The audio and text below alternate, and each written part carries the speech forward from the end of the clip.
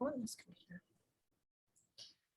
You may hear birds in the background, my husband on the tractor, the children playing with the dogs. This is Real Life on the Prairie with Donita Fogelman of prairiedusttrail.com, weathering the dust storms of life with God's divine help.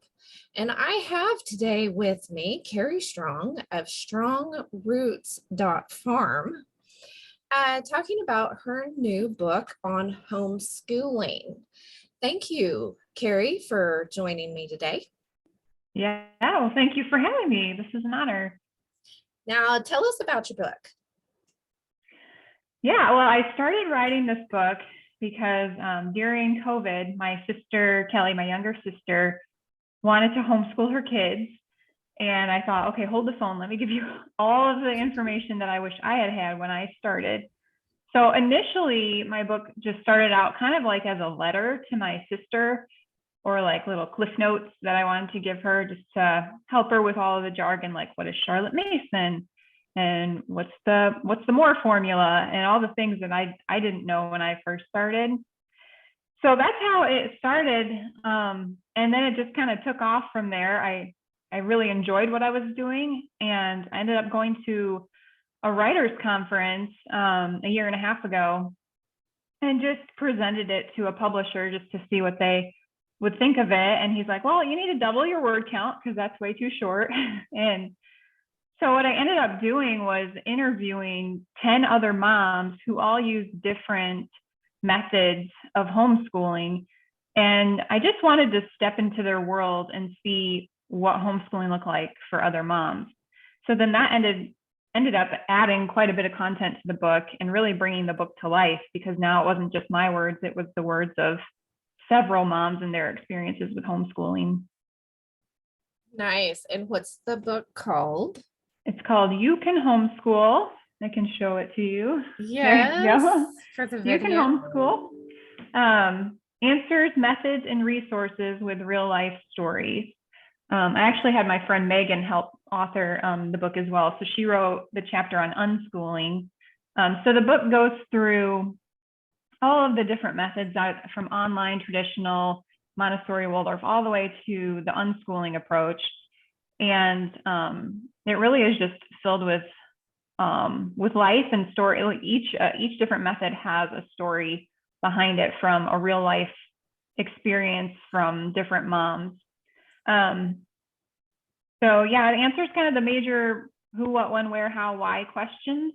That's a good one. You're throwing out a lot of words there that I'm very familiar with after having homeschooled for 25 years, but a lot of other people aren't going to understand that. So the first book that I got was The Successful Homeschool, I think it was, and you said something about the Moore formula.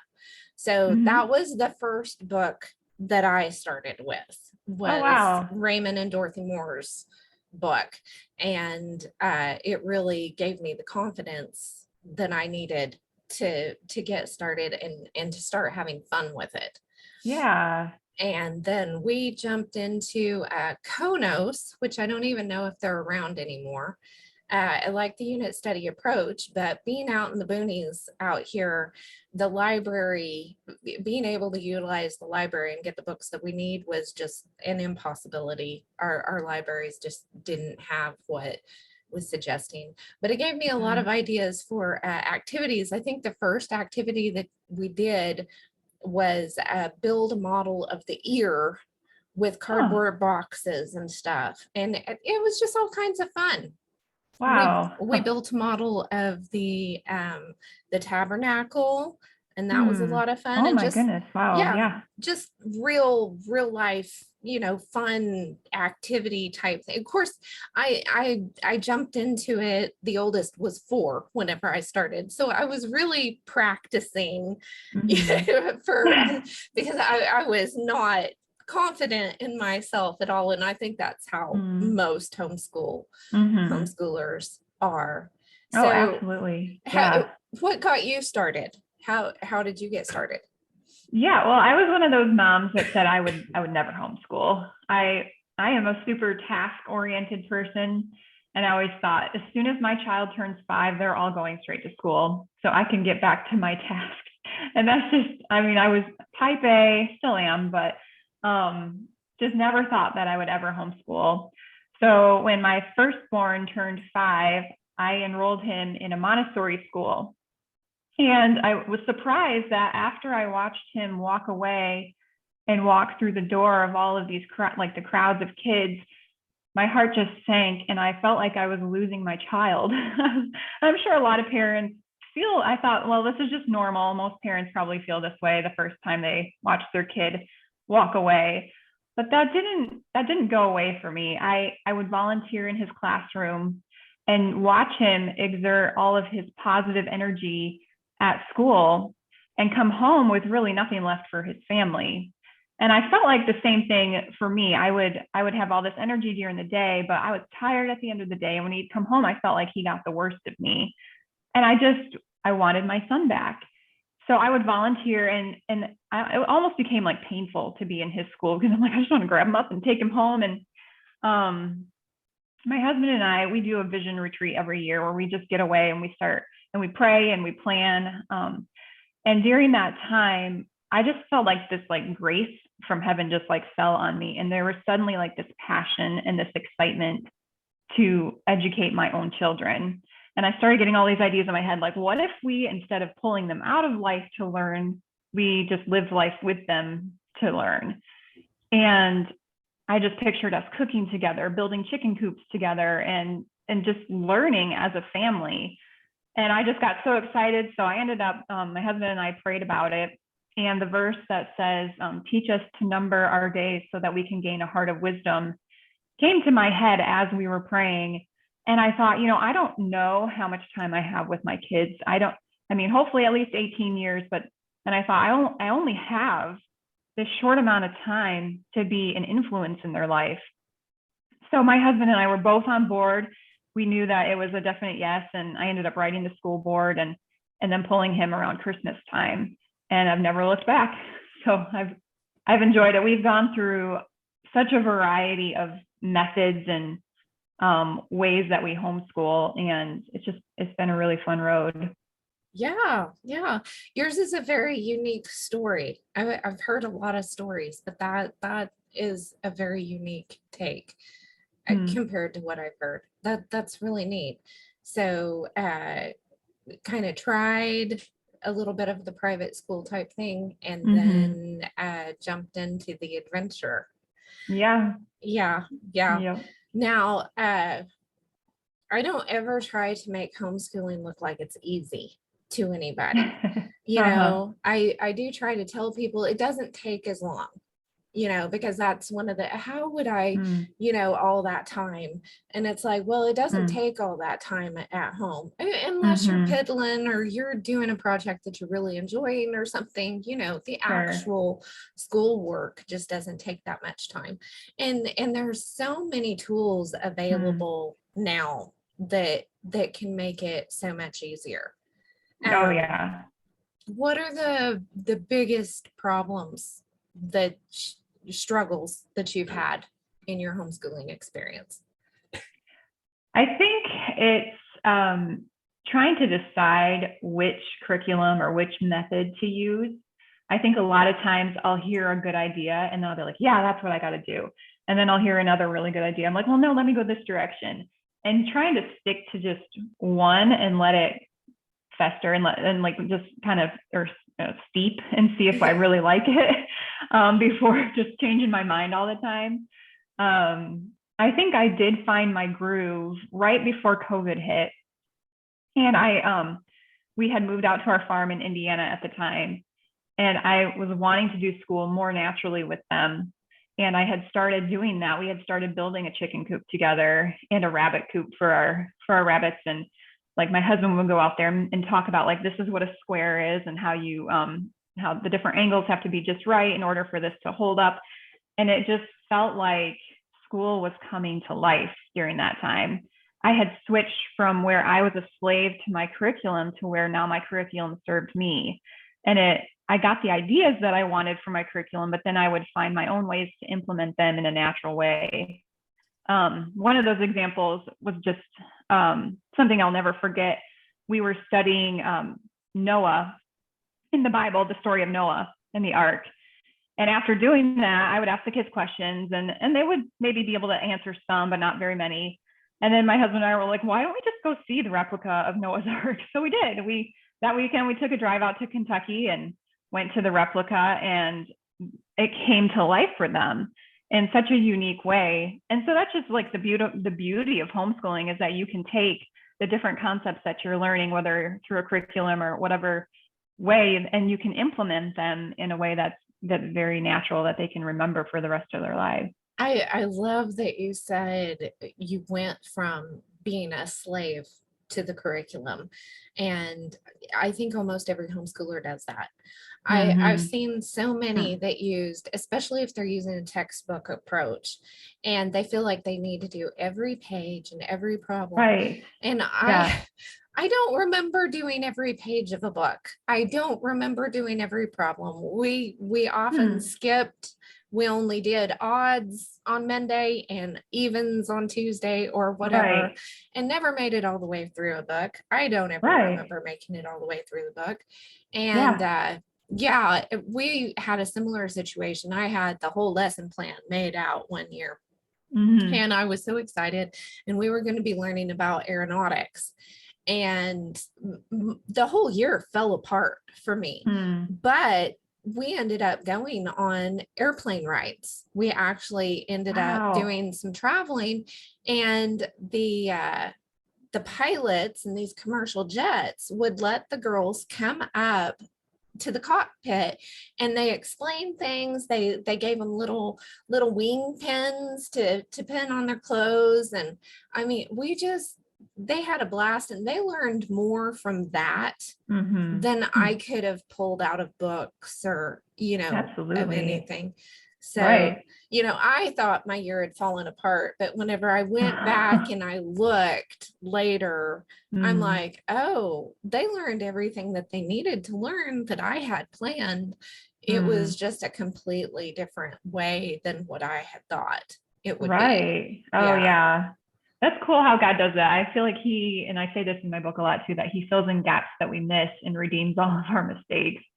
And I just feel like that's so true, because when we went, I had fallen into this groove before COVID. And that year, COVID hit, and my dad had a stroke. My sister went through a really awful divorce, and our year just completely fell apart. And I lost all motivation to even teach that year. We couldn't even go places. I wanted to take them to museums, but everything was shut down. And so it was hard to keep that groove. But then we would go places in our car, and my kids would pull out their books all by themselves and continue working without me even doing anything. And I was just remember thinking, like, thank you, Lord. Like, your grace is sufficient when we can't keep up, or life happens, and he fills in gaps for us. Definitely. And I bet the things that they learned during that time and those hardships were invaluable. When my father-in-law was doing really bad, and we had him here, and we struggled for several years of dementia with him, and learning to care for him and having that patience and or lack thereof sometimes. They learned so much through that, and that's not something you can learn from a book. It's not. It's funny that you say, like, you had all these plans, and then it just was completely, they got switched. I'm like, isn't that just like the Lord to do that? Like, to just say, well, here's what you think you're going to teach them, but I actually want to teach them this. And I can relate to the dementia. That's how my dad was too for the last year of life. And our kids had to learn so much more than just, like you're saying, the book work, but how to deal with family crisis when they come up. Well, and our oldest has helped take care of some of the elders in our community in their last days. And that experience of working with him was was just a major experience in her life, Huh. that she can Wow. step into a family now that's really struggling, that we remember that struggle. And she's like, oh yeah, I totally know what's going on here. And she just takes them by the hand, and they love her. The families love her. The Huh. community loves her. It just Wow. works out great because she's got a different perspective, having gone through that as a child. So Yeah. yeah, Wow. That's so I cool how like that got used later in her life.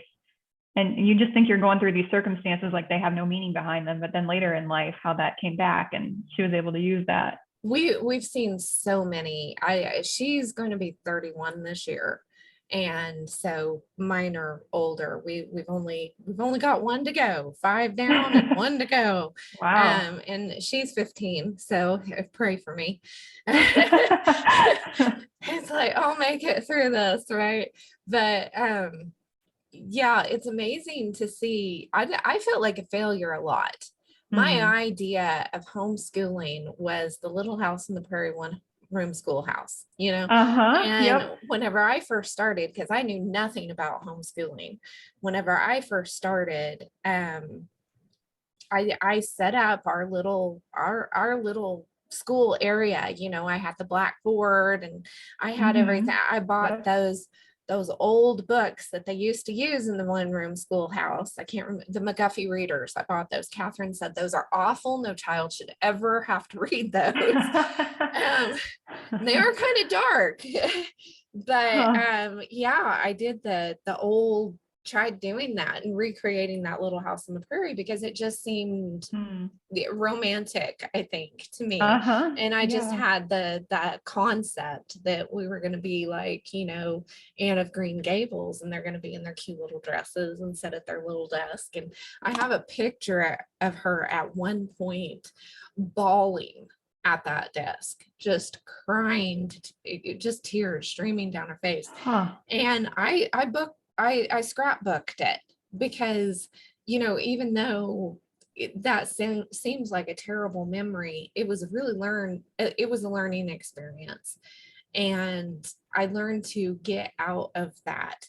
And I had one homeschool mom that was older Hmm. than me. She had teens, and she said she was a very type A, very energetic, outgoing person. She said, I've got 2 introverts, and I've had to learn how to stay home for them, and do what they need. And I was backwards. I'm an extreme introvert, and Catherine was an extrovert deluxe. So Hmm. we don't have a lot of museums and things out here, but we went to the nursing home, and different things like that. And oh my goodness, just where I failed, the Lord has filled it up. Yes. And where I felt like things were going the worst is Hmm. often what they learned the most from, if Oh, that makes wow. any sense. Yes, absolutely. Huh. Yeah. That's good. Yeah. And looking back, I can see that too. But in the moment, you compare yourself to the world and the standards that they have and forget that's not who you're living for or the expectations that we need to even put on ourselves. Right. And Right. to just realize like we have one audience that's watching us and to meet his expectations. And it's so Yeah. easy. I mean, I fall into that too all the time of it's so funny that you bring up Anne of Green Gables and the one room schoolhouse, because that is exactly. And my husband's even like, "Do you want me to build you a schoolhouse?" I'm like, "Yeah, that'd be awesome." Yeah. I'm like, "I'll be like Anne of Green Gables, and they'll just be so obedient in the classroom, and we'll just." But no, my kids are all over the floor when we learn, and they're just like rolling around. I'm like, "This is not how I pictured it," but they are learning through all of that. So. I had one that would do his reading lessons on his head. I mean, he had to be upside down for it or something. And if I tried to make him sit still, he wouldn't soak anything in. He wouldn't remember anything that we learned. Oh. But if he was moving around and doing stuff, then he could quote back to me what we were Oh, learning. wow. He just Huh. needed to be moving. And can you imagine how hard that would have been for a public school teacher Right. to, because they've got to make sure that they're not disruptive to the rest of the class. Mm-hmm. I cannot Yeah. imagine trying to teach 20 children the exact same age in one room for 8 hours a day. Those women that are called to that, and men, I guess, the ones that are called to that, God bless you, but I could not do that. And I have so many of them that say, well, I could never homeschool. I don't have enough patience. And it's like, well, if Yep. patience was a prerequisite, I would have been the last one doing it. But Right. you do what God equips you to do. If this is what he calls you to do, then he will equip. And like you said, he will fill in those gaps for you. Yes. It's funny that you said the patience thing, because the very first chapter in the book is the reasons why parents don't homeschool their kids. And the number one reason that I put in there was because I hear that all the time too. I don't have the patience. Yes. So the whole first chapter is about moms who have completely screwed up. And like, it's okay if you don't. I mean, I think we get more of an opportunity to exercise our patience, but none of us have naturally, I would say, more patience than any other parent out there. It's the patience learning experience. If you need patience, homeschooling is the place to learn. There you go. Yes, for sure. Yeah, I quit praying for patience because I realized that he exercises you into it. Right? Yeah. Yeah. It's like a muscle that you're growing. It is, definitely. Yep. We don't have it all together for sure. So. Okay. Everybody always asks the children what their favorite subject is, but I like asking moms, what's your favorite thing about homeschooling? That's a good one. I've never had somebody ask me that before. What's my favorite subject? Oh, lunch? No, that's what my kids would say. It'd be like, lunchtime, Mom. I'm like, that's not a subject. Try again. I'm going to answer something that's really crazy, but I actually have never liked doing science before. And instead of doing science, I take my kids to this place called Cognition, which is like an hour away from our home, but it's a place that's set up just for science. And the kids can go there and work with the different manipulatives, and I don't have to do anything. It's amazing. But this year, as I'm looking through our curriculum that we thought like take loosely, I was actually really excited about it. I'm like, oh my goodness, my kids are going to love this. So I'm looking forward to that this year, where normally that would be the last thing that I'd be looking forward to. That is so funny, because the subject I hated most in school was history. It seemed like it was always a coach with a monotone voice teaching it. He didn't care about it. None of us cared about it. But it's the one that I have enjoyed with the children the absolute most. I think sometimes it's because we're learning with them. Yes. And we catch that excitement. Yeah, for sure. Yeah, areas where I was not so strong growing up are the areas where it's like, oh, I get to relearn all of this. And I I was labeled with dyslexia growing up, and I think I had that to some degree or another. Quite frankly, I think it's because reading was pushed on me too soon. But where was I going with that? Just learning how to read with my kids too, all over again. I enjoy their books probably just as much as they do. And even like going through the different phonograms, whether or not you use phonics or not, but as I'm going through them, I'm like, oh, that's why that says that, and like the different rules. And I did the exact same it all thing. Again. Yes, I didn't learn to read until I was 12, and just really, really struggled. It's an eye thing, and and going through things with the kids, I love it.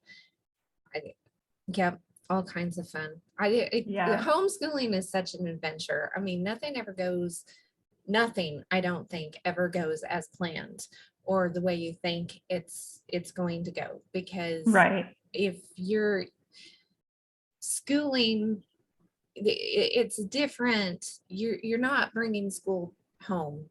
You're turning home into a life learning experience. Yeah, exactly. Mom's only real job is to teach them how to love to learn. Yeah. You know, and if we can get that perspective, the earlier we get that perspective, I think the not easier, but the more clear things become as you're going.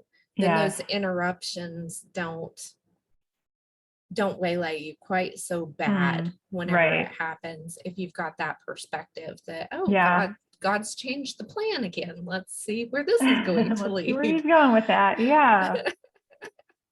And I like what you said too about learning to love learning, or I don't know exactly how you phrased it, but that's so good that I think I can get so type A and focus on my agenda that my kids have been in tears at times. And I just have to sit back and be like, this is completely selfish because I'm trying to do it the way that fits me rather than how it fits my kids. And just recently, I came across, I don't know if you've ever listened to Adventures in Odyssey, but they Yes. have the American history Adventures in Odyssey that you can listen to in a story form, which is very much like Charlotte Mason would encourage, Yes. learning through stories.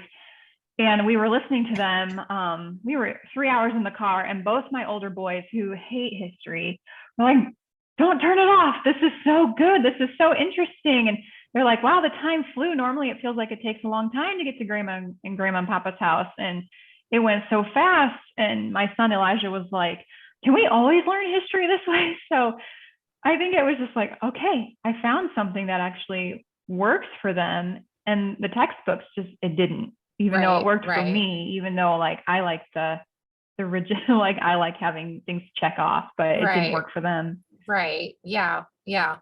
That's actually what sold my family. I come from a family full of teachers. And so they were adamantly against homeschooling, thought it was terrible. And when are you going to let them go to school?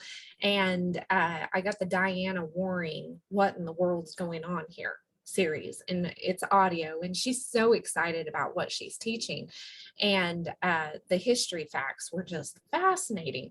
And we do a lot of driving out here because we're way out, and so I would plug those in. They were cassette tapes at the time. Catherine's very auditory, and she would just soak it in, and then she would, whenever we go to family events, she would regurgitate it all. So she's telling them all these facts, and it sounds like, it's sounding really smart, and she's just regurgitating what she's heard on a cassette tape, but they're like, wow, you're doing such a good job. Thank you. But that's what sold them. Oh, that's cool. What's the name tell me that name again? Diana Waring. I'm gonna have to look those what up in the world's going on kids. here? They are excellent. She is so excited about what she is teaching, and she ties Christian history into all of the history. It's his history, and she ties that all in together. And I think that's what makes it, for a believer, even more exciting. It's not just history, it's that God had a hand in so many things, that in everything. He's got a hand in everything. So it was great. Yeah. Well, this has been a wonderful visit. I really enjoyed this. I hope this is an encouragement to some people who are thinking about homeschooling, or who are in the trenches and overwhelmed with everything right now. Definitely get the book. Can you hold it back up again and tell us the title? You Can Homeschool. That is very, very easy. Yes, and it's an easy read. You could probably sit down and read it in one sitting, which I know for busy moms, I wanted to keep it short for that reason. Right. Wonderful. I'm always excited about something that's going to encourage new homeschool moms. So that is absolutely wonderful. And I really appreciate you coming on to the podcast. Thank you. This was fun. I enjoyed this too. Thank you for having me. Now, I will have links to her book and her website, Carrie Strong, strongroots.farm, down in the description, so that you can get that book. And this is Donita from prairiedusttrail.com, helping today's pioneer families overcome the life's disasters with faith-based principles to become flexible and fulfilled in homemaking, homeschooling, and homesteading. And remember, you can make it through the dust storms of life with God's divine help.